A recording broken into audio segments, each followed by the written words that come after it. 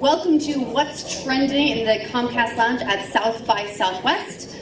Make sure if you're watching this and you're using social media to use the hashtag Comcast South by Southwest. Let us know what you think of everything that you're seeing. I'm Ashley Jenkins, and I'm here with Vint, Cerf, founder of People-Centered Internet, and as far as I'm hearing, party planner extraordinaire. You have an event this evening for the IEEE that you're at 8 p.m. that everyone is welcome to come to and see all the awesome stuff you have planned. Is that right? Absolutely correct. Yes, we look forward to that.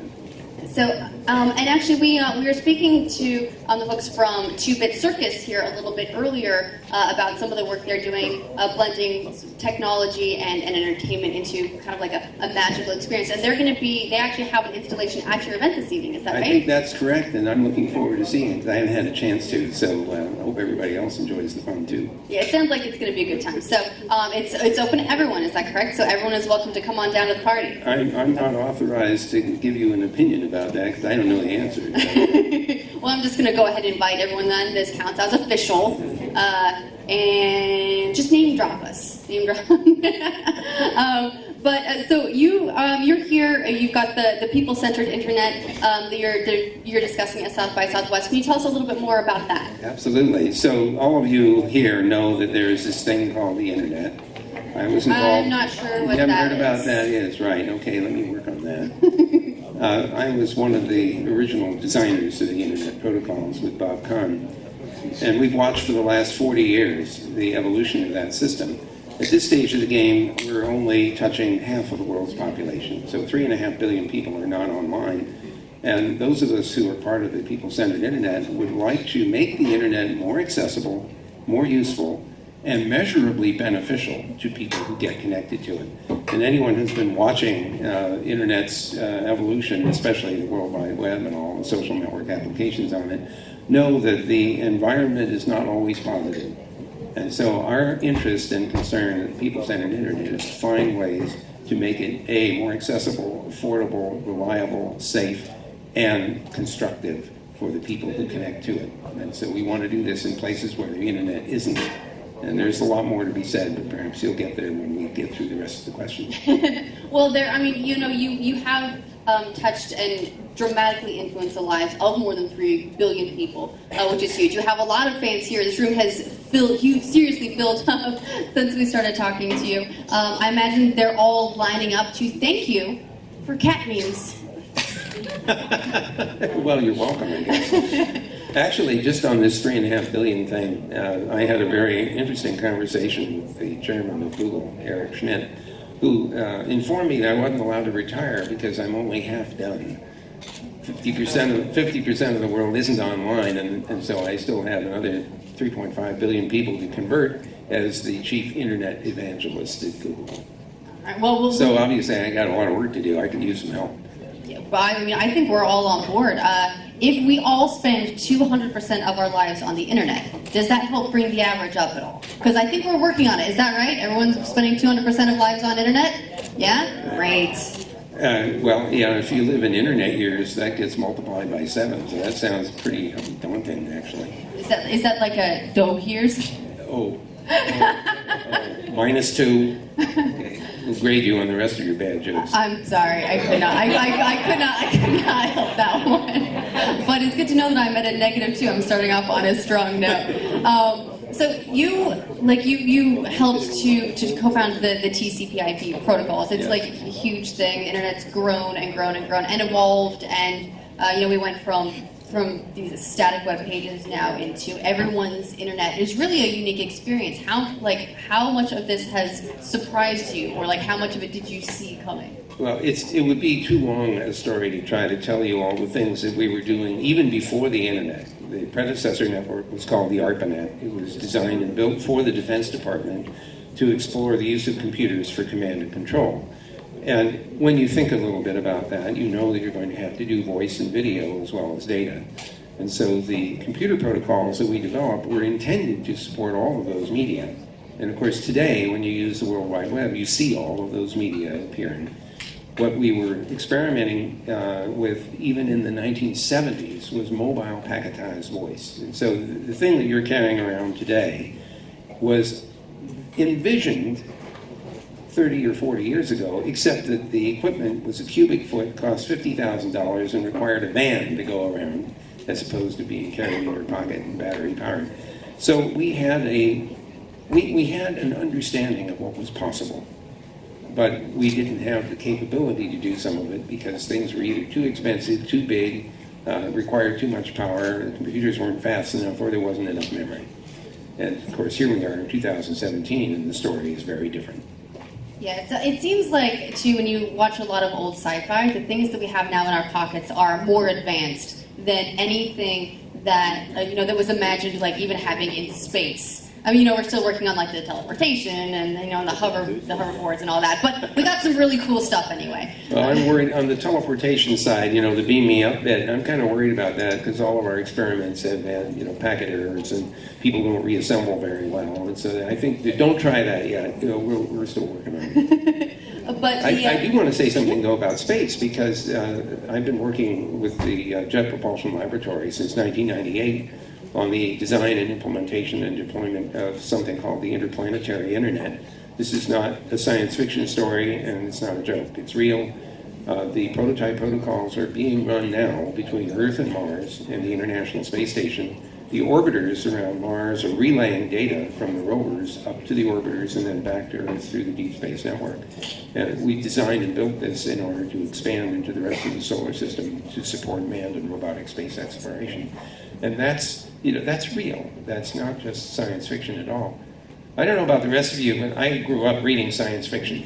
And when I see 2017, and these little rotating things saying the date and the time, I always feel like I've just gone through a time warp. And I'm kind of wondering, how the hell did I get here? Did I wander through a time machine by accident? Now, you'll get that way, too, when it gets to about 2040 or so.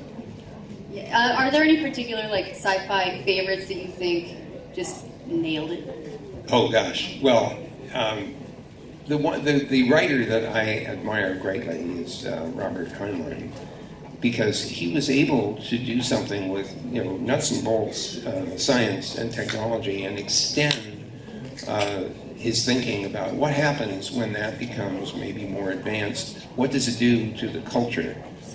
And here we are. We are, let us say, either the beneficiaries or the victims of the technology of the internet. When the Internet Society was created in 1992, I served as the first president. We believed that there would be a society emerging out of the internet. And I would argue that we are seeing that happen. Whether we like that society or not, technology produces results like that. And to come back to the people-centered internet, that's the motivation behind our interest, is to make sure that when the internet penetrates further into our social and economic environment, that it does so in a way which is beneficial to everyone who connects and uses it.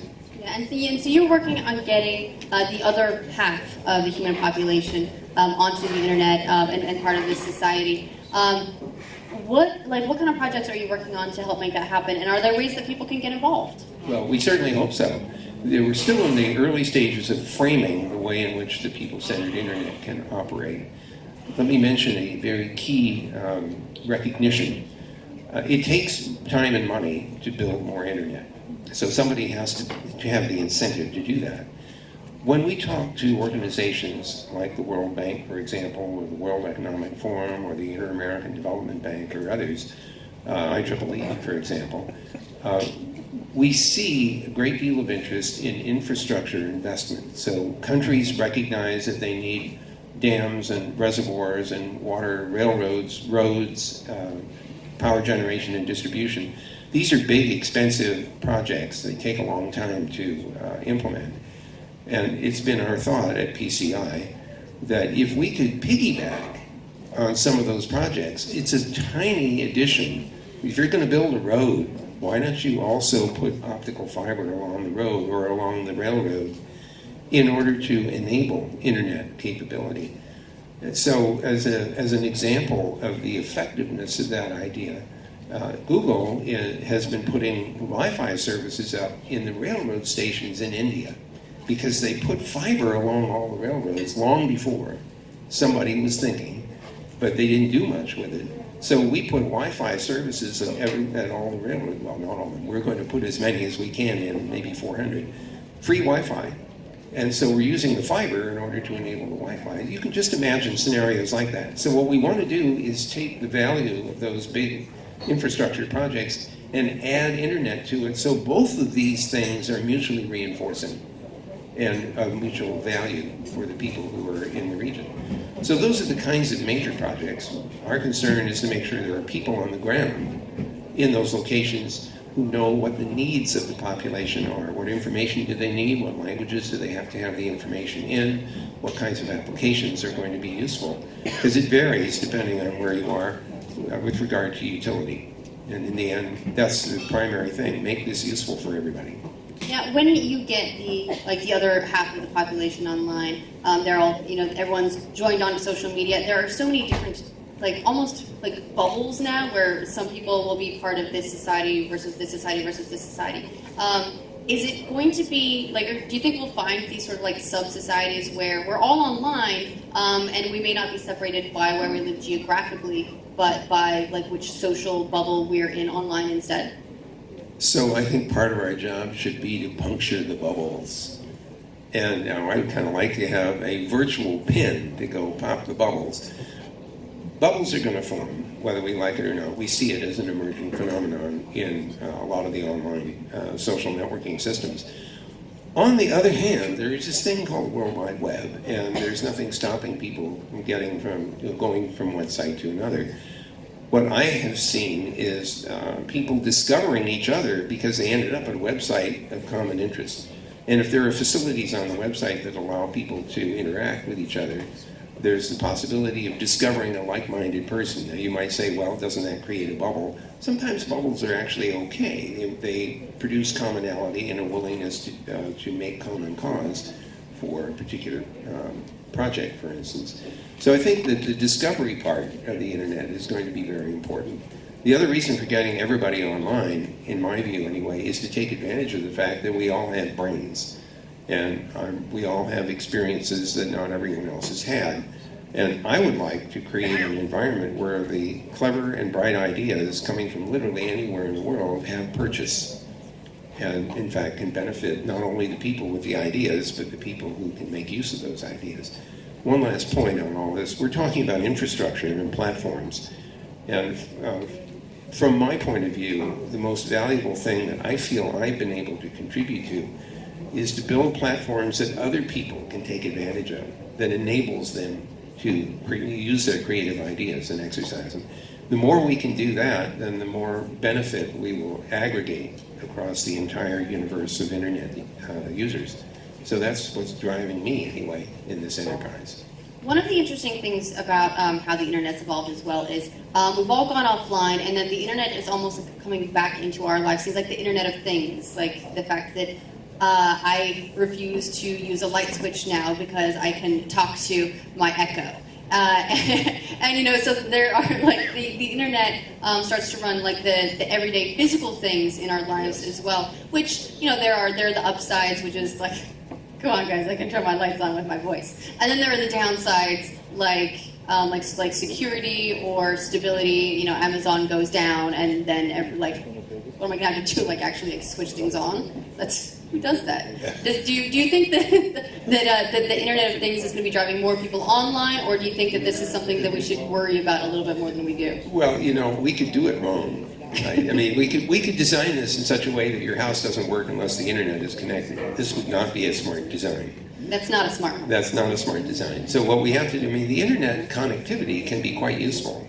In particular, if you have a voice interface with the Google Assistant or Alexa or some of the others, you may be able to ask the system to do something, and then that gets stashed away on the internet, so you can reach into it and pull that up later.